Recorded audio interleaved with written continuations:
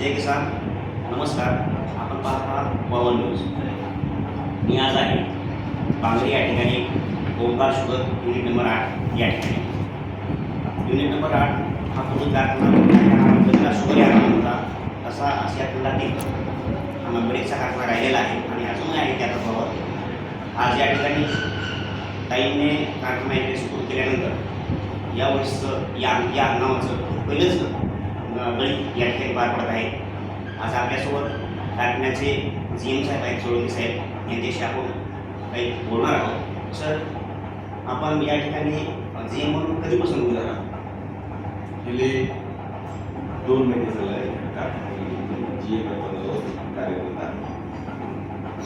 Sir, आता हे गाळप जे झाले, या गाळपाला आतापर्यंत गाळपासाठी शेतकऱ्यांचा ऊस आला गेला. या गाळपाच्या आलेल्या ऊसाची रक्कम शेतकऱ्यांच्या खात्यावर किती तारखेपर्यंत वर्ग झालेली आहे सर? कितव्या महिन्यापर्यंत? 31 डिसेंबरपर्यंत वर्ग झालेली आहे.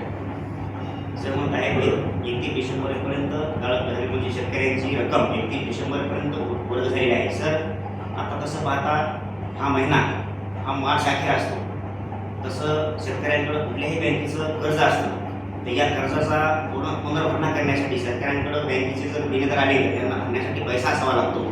आपल्या कारखान्याला आतापर्यंत समजा मार्च डिसेंबरनंतर जानेवारी आणि फेब्रुवारी या 2 महिन्याचे बिल बाकी आहे, तर हे बिल बाकी असलेली जी रक्कम आहे हे कधी देणी करणार आहात शेतकऱ्यांसाठी सर? आपण उर्वरित जी रक्कम आहे ती लवकरात लवकर आम्ही पूर्ण करण्याचा सतत प्रयत्न करत आहोत. किती दिवसामध्ये ही रक्कम शेतकऱ्यांच्या खात्यावर वर्ग केली सर? कारण आता मार्च एंड असल्यामुळं शेतकऱ्यांना बँकेचा भरणा करण्यासाठी जो असतो तो काळकनी असतो. या महिन्यामध्ये मार्च एंड असल्यामुळे बँकेचा तगादा खूप मोठ्या प्रमाणामध्ये असतो. त्यामुळे शेतकऱ्यांना ही रक्कम आता अशी असणं किंवा उशा पाहिजे असणं गरजेचं आहे, कारण त्याच्याशिवाय नवं किंवा रक्कम भरणा केली जात नाही सर. त्यामुळं म्हणतो किंवा आपण अशी काहीतरी एक तारीख सांगावी किंवा या तारखेपर्यंत आम्ही शेतकऱ्याच्या खात्यावर ही रक्कम वर्ग करू. चेअरमन साहेब शेतकऱ्यांच्या हिताची माननीय चेअरमन साहेबांच्या आदेशानुसार लवकरात लवकर आम्ही पूर्ण करण्याचा प्रयत्न करत आहोत. जी GM साहेबांच्या बोलण्यातून थोडंसं असं जाणवतं किंवा जी रक्कम आहे जानेवारी आणि फेब्रुवारी शेतकऱ्यांना देण्याची, ती अजून सर्वांनाही कन्फर्म नाही आहे. कन्फर्म झाल्यानंतर ते थोडंसं पत्र काढून कळवले जातील. सर, हा जो कारखाना आहे हा आत्ताच्या कंडिशनला पडलेच किती मेट्रिक टनाची गाळप करतो आणि सर ते शेवटी अखेर कितीपर्यंत मेट्रिक टनाची गाळप या ठिकाणी पार पडायचं?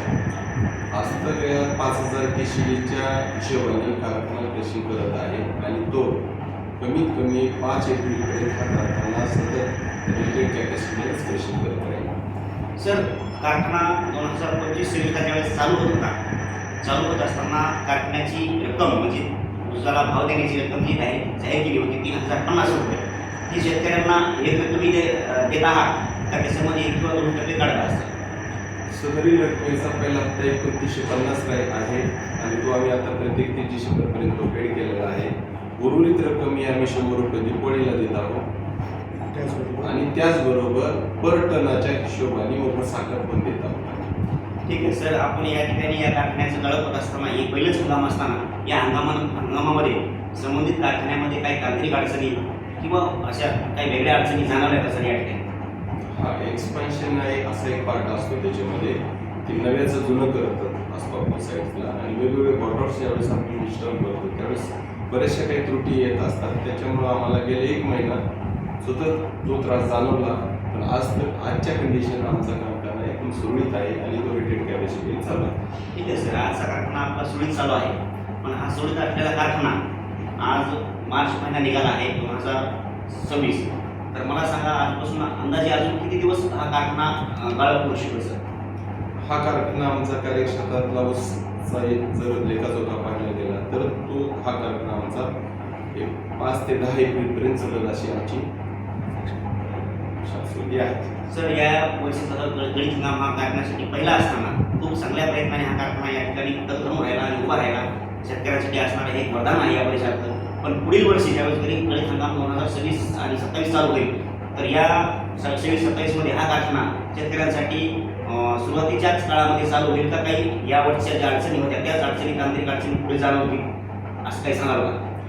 याच वर्षी आम्ही मशिनरीची दुरुस्ती की 7,000 TCDच्या हिशोबानेच केलेली आहे आणि त्यामध्ये तांत्रिक थोड्याफार ज्या क्युरी झाल्या होत्या त्या या सीझनमध्ये आम्ही पूर्ण केलेल्या आहेत आणि येणाऱ्या सीझनमध्ये तो 7,000 D1 पासून कारखाना सुरळीत चालेल याची आम्ही ग्वाही देतो.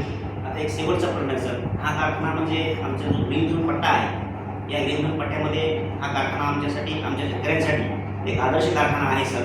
आणि हा कारखाना आदर्श असताना आता समज हा कारखाना लेट झाल्यामुळं, यावर्षी हंगाम लेट चालू झाल्यामुळं बऱ्याच शेतकऱ्यांनी या ठिकाणी ऊस द्यायचा असूनही, मनात असूनही दुसऱ्या कारखान्याला दिला पर्याय, काहीतरी पर्याय व्यवस्था म्हणून. जर समजा ज्यांचा ऊस वेगळ्या कारखान्याला गेला असेल तर पुढील हंगामामध्ये ज्यांचा वेगळा कारखान्याला गेला आहे त्यांना काही हंगामासाठी पुढल्या वर्षी इथं घालण्यासाठी काही अडचणी येतील का?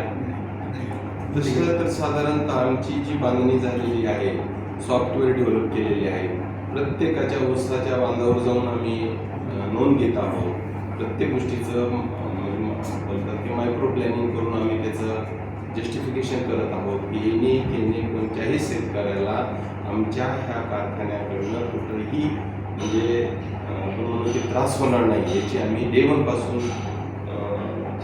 नियोजन करत आहोत. त्याच्यामुळे येणाऱ्या सीझनमध्ये आम्हालाच नाही तर आमच्या भागातल्या शेतकऱ्यांना कसलाही त्रास होणार नाही आणि न त्रास होता येणाऱ्या सीझनमध्ये आमचा कारखाना 7 ते 10 लाख मेट्रिक टन कृषी करण्याचं आमचं उद्दिष्ट आम्ही ठेवून आहोत. नक्कीच सर, हे जे आपण बोलत आहात याचा अपेक्षा घेऊन आम्ही शेतकरी वर्ग मोठ्या आशेने या कारखान्याकडे बघत आहोत आणि हेच कारखाना, हीच पद्धत अशीच कायम राहावी हीच आमच्या सर्व शेतकऱ्यांची या ठिकाणी इच्छा आहे. धन्यवाद. आपण पाहता वाव न्यूज. धन्यवाद.